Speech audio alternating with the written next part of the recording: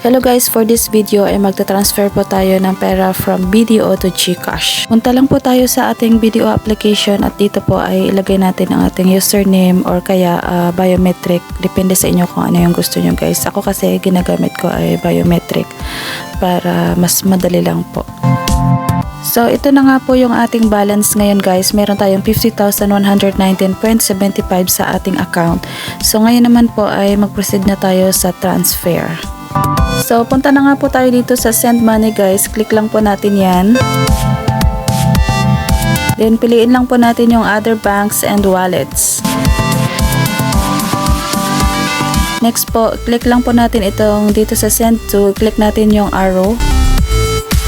Then, piliin natin yung GCash. So, type lang po natin guys para mas mabilis. Ayan. Click natin yan. Dito naman po sa account number, yung ilalagay natin ay yung GCash number. So, dito naman po sa account name, ilagay natin yung ating, syempre, GCash name. Then, ilagay natin yung amount kung magkano po yung ipapadala natin.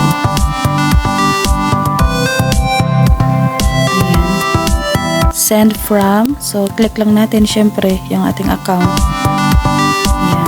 Then, schedule, ilagay natin syempre now kasi ngayon tayo magpapadala. Ang ingay ng mga ka-roommate ko.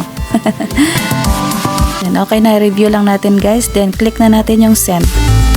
Then, again, i-review natin yung mga details na nilagay natin dito bago pa natin i-click itong confirm.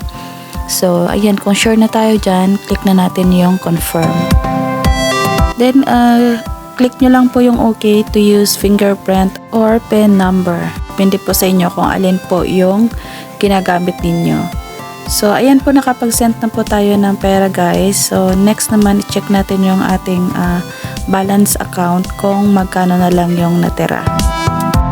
So, ayan na nga guys, nabawasan na po yung ating pera sa ating account. So, dating 50,000 plus, ngayon naging 35,100.975 na lang. So, ang gagawin natin ay i-chat natin yung ating kaibigan kung natanggap na nga ba niya yung ating pinadala. So, ayan na nga guys, chinat natin yung ating kaibigan kung natanggap na niya yung pinadala natin at ito po yung kanyang sagot. Sabi niya natanggap na daw nila at na-cash out na. O diba? Ang bilis talaga mag-transact dito sa BDO guys. BDO to GCash. So, that's all for today guys. I hope nakatulong po sa inyo ang video ito. Thank you for watching!